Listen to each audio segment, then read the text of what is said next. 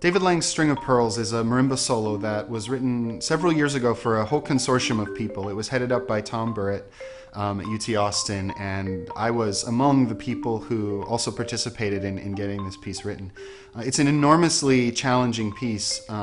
Technically, certainly, it's one of the hardest pieces I've ever played. But on many other levels, too, David is a very courageous composer and is willing to try some things that I think would maybe scare some other people. So what he did in this piece is he wrote this incredibly virtuosic and difficult piece without any musical expression marks at all.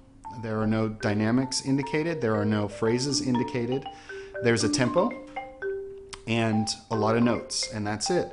And I asked him about this because this is kind of an unusual thing to do. Actually, in some ways, it's a little like playing Bach or some music that was older before people were getting really involved in writing lots of details into scores, and where there's a big improvised tradition in music making, as there still really was in Bach's time.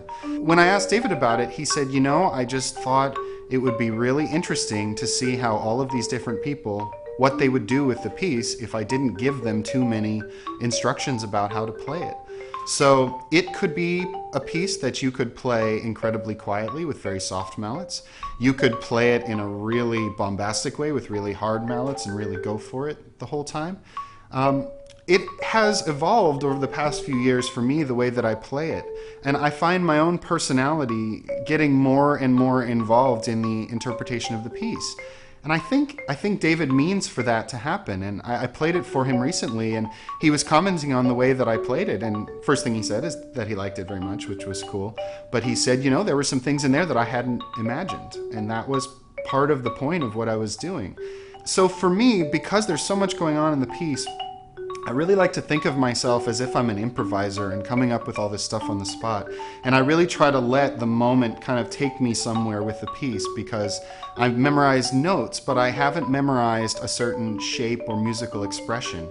I find that to be really interesting and freeing. Of course, I have to play all the notes that are on the page. I can't actually improvise, but I like to pretend that I'm a really great improviser, which I'm not really. But I like to pretend that I am, and that that's what's happening, and that I'm really getting into the piece. So I hope you enjoy the performance.